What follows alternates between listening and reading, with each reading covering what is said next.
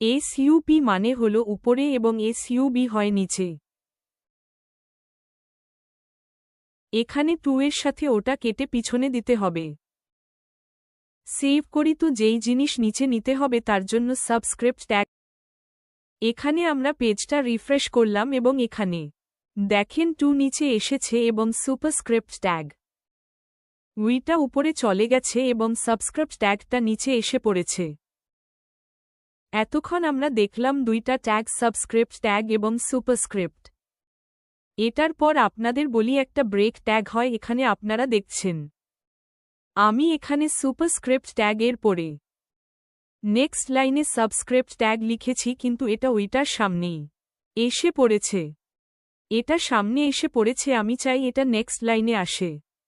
তো এটার জন্য আমার কাছে আছে ব্রেক ট্যাগ, যেটাকে আমরা বিআর করে লিখি বিআর এবং এটার পরে দেই।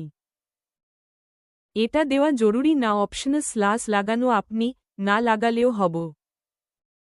উইটা আমরা নেক্সট ভিডিওতে দেখব। তো সেভ করলাম, রিফ্রেশ করলাম, একটা ব্রেক লাগিয়েছি, এটা নেক্সট লাইনে এসেছে। আর যদি আমরা এখানে বিআর কপি করে এখানে পেস্ট করি, সেভ করি, পেজ রিলোড করি, তো দেখেন দুইটা গ্যাপস আসছে। এখানে আমাদের যেই প্যারাগ্রাফ দেখছেন, আমি এখানে প্যারাগ্রাফে গিয়ে এন্টার লাগাই। এভাবে তো এটা নিজে নিজে নেক্সট লাইন আসবে না, উইটা আগের মতোই থাকবে। তো এটার জন্য আমাদের কি করতে হবে, এখানে কন্ট্রোল জেড করে দেই, তারপরে এখানে এসে আমাকে বিআর ট্যাগ লাগাতে হবে, সেভ করি। তো এই দেখেন এটা নেক্সট লাইনে এসে পড়েছে। এই লাইন এখানে শেষ হয়েছে, আমি এখান থেকে অ্যালাইন ট্যাগটা সরিয়ে দেই। তো এই দেখেন এখান থেকে নেক্সট লাইনে এসে পড়েছে। আর যদি আমি আরেকটা বিআর লাগাই তাহলে 2 লাইনের গ্যাপ হয়ে যাবে।